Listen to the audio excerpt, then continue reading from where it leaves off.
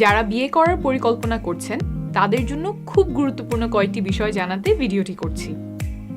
কিছু রোগ আছে যা বাইরে থেকে বোঝা যায় না, কিন্তু বিয়ের পরে খুব সহজে স্বামী থেকে স্ত্রী, স্ত্রী থেকে স্বামী বা তারা যখন সন্তান নেন তাদের মাঝে ছড়াতে পারে। একটু সচেতন হয়ে আগেই কিছু টেস্ট করালে রোগগুলো ধরা সম্ভব, চিকিৎসা করে সারিয়ে তোলা বা পরিবারের মাঝে বিস্তার রোধ করা সম্ভব। আমি মোট 6টা পরীক্ষার কথা বলবো, প্রত্যেকটার উদ্দেশ্য সহজ ভাষায় বুঝিয়ে দিব। 1. থ্যালাসেমিয়া পরীক্ষা। প্রায় 10 বছর আগের কথা, আমি তখন মেডিকেল কলেজে পড়ি।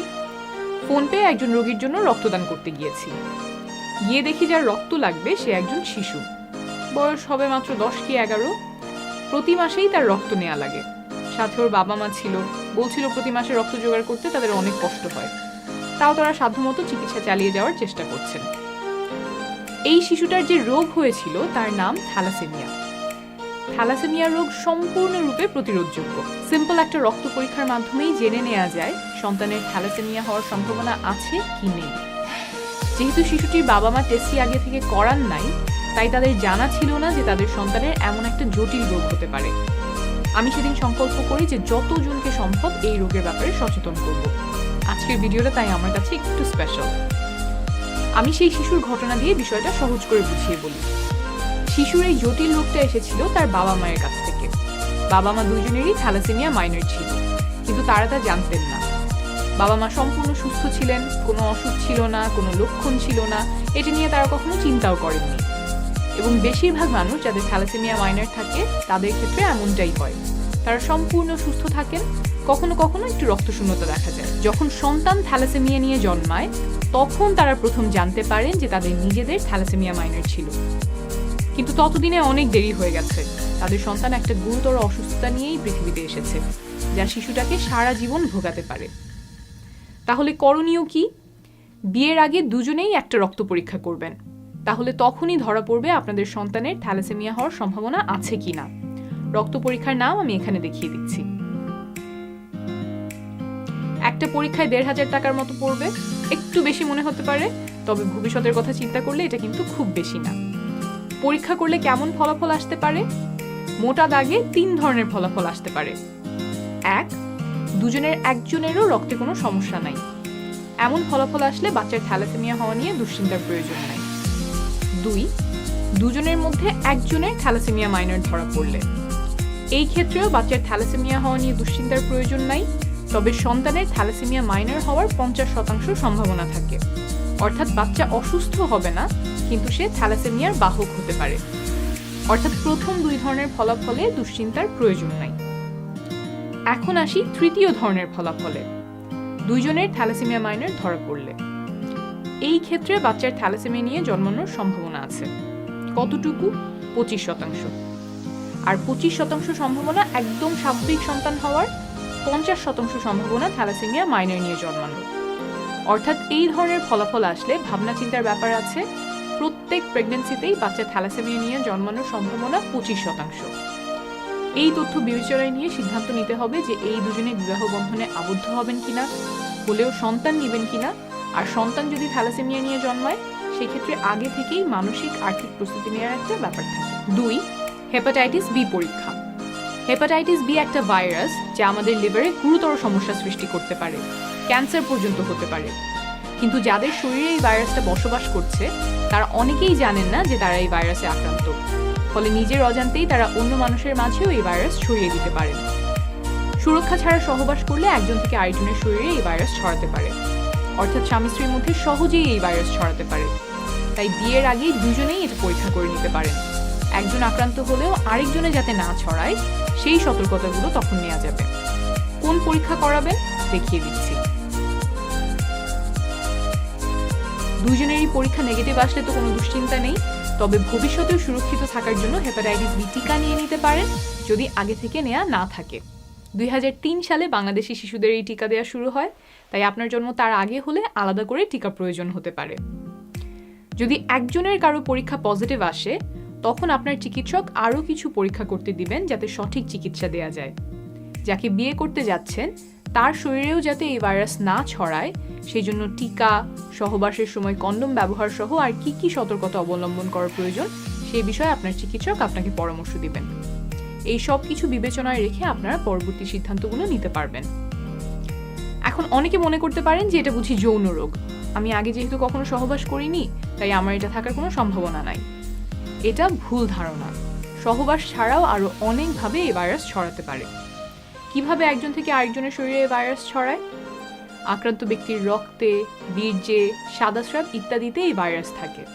তাই আক্রান্ত ব্যক্তির সাথে একই ব্লেড, রেজার বা টুথব্রাশ ব্যবহার করলে, একই সুই ব্যবহার করলে, যেমন নাক বা কান ফুটো করার সময়, একই ইনজেকশন ব্যবহার করলে, এমন হাসপাতালে বা ক্লিনিকের চিকিৎসা নিলে যেখানে যন্ত্রপাতি ভালোভাবে জীবাণুমুক্ত করা হয় না, রক্ত আদান প্রদানে, সুরক্ষা ছাড়া সহবাসের মাধ্যমে এবং জন্মের সময় মা থেকে শিশুর শরীরে এই ভাইরাস ছড়াতে পারে। অবশ্য এখন রক্ত দেওয়ার আগে প্রায় সব জায়গাতেই দেখে নেওয়া হয় রক্তে এই ভাইরাস আছে কিনা। অর্থাৎ সহবাস ছাড়াও আরো অনেকভাবে এটা ছড়াতে পারে। আপনার অজান্তে আপনিও আক্রান্ত হয়ে থাকতে পারেন।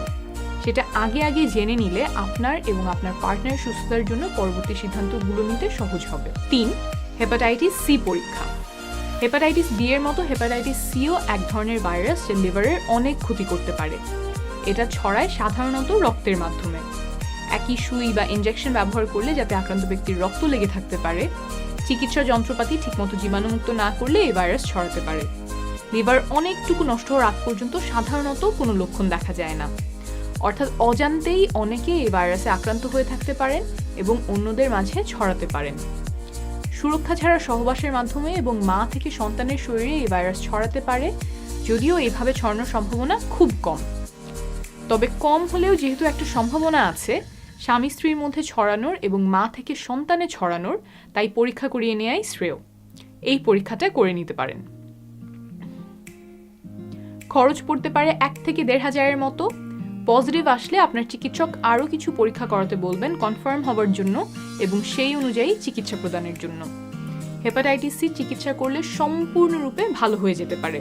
আর আপনার কাছ থেকে আপনার পার্টনারের শরীরে এই ভাইরাস যাতে না ছড়ায় সেই জন্য চিকিৎসকের পরামর্শ অনুযায়ী যথাযথ সাবধানতা অবলম্বন করতে হবে। 4. এইচআইভি পরীক্ষা।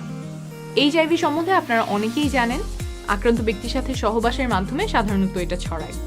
তবে আক্রান্ত ব্যক্তির সাথে একই সুই বা ইনজেকশন ব্যবহার করলে, জন্মের সময় মায়ের কাছ থেকে বা মায়ের বুকের দুধের মাধ্যমে শিশু এই ভাইরাসে আক্রান্ত হতে পারে। অনেকের ক্ষেত্রে বহু বছর ধরে এই এইচআইভি ভাইরাসের কোনো লক্ষণ নাও থাকতে পারে, আর সেই সময়ে অজান্তে একজন থেকে আরেকজনে এই ভাইরাস ছড়াতে পারে। স্ত্রী থেকে স্বামীতে, স্বামী থেকে স্ত্রীতে, স্ত্রী থেকে সন্তানে ইত্যাদি। তাই পরীক্ষা করে নেওয়াই শ্রেয়। কোন পরীক্ষাটা করাবেন স্ক্রিনে দেখতে পাচ্ছেন। 600 থেকে 1000-এর মতো খরচ পড়তে পারে। পজিটিভ আসলে চিকিৎসার জন্য ওষুধ শুরু করতে পারবেন যা আপনার রক্তে ভাইরাসের পরিমাণ কমিয়ে আনবে। কয়েক মাসের মধ্যেই ভাইরাসের পরিমাণ এতটাও কমে যেতে পারে যে আপনি এটা আর কাউকে ছড়াতে পারবেন না। 5. যৌনবাহিত রোগ পরীক্ষা। অনেকেই যৌনবাহিত রোগে বা সেক্সুয়ালি ট্রান্সমিটেড ইনফেকশনসে ভোগেন কিন্তু জানেন না। শুধুমাত্র টেস্ট করার পরেই ধরা পড়ে। কিন্তু অনেকেরই যেহেতু কোনো লক্ষণ থাকে না, ফলে টেস্ট করা হয় না, চিকিৎসাও হয় না।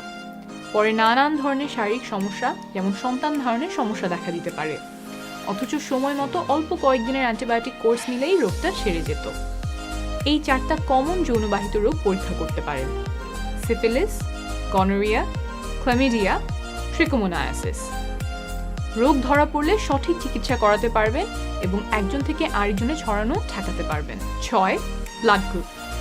বিয়ের আগে রক্তের গ্রুপ জানতেই হবে এমন না। অনেকের একটা ধারণা আছে যে স্বামী স্ত্রীর রক্তের গ্রুপ একই হলে সমস্যা হতে পারে। এই কথার কোনো বৈজ্ঞানিক ভিত্তি নেই।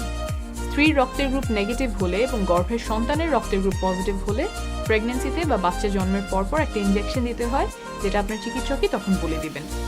তাও একজন আরেকজনের রক্তের গ্রুপ জানা থাকা ভালো। হঠাৎ কোনো বিপদে পড়লে কাজে লাগতে পারে। তাই রক্তের গ্রুপ জানা না থাকলে বিয়ের আগে এই পরীক্ষাটা করিয়ে নিতে পারেন। আমি এই ভিডিওতে যে পরীক্ষাগুলোর কথা বললাম সবগুলোর কারণ বুঝিয়ে বলার চেষ্টা করেছি কেন বিয়ের আগে এই পরীক্ষাগুলো করা গুরুত্বপূর্ণ। আরও ভালো হয় যদি দুজন মিলে বিয়ের আগে একজন চিকিৎসকের সাথে পরামর্শ করতে পারেন।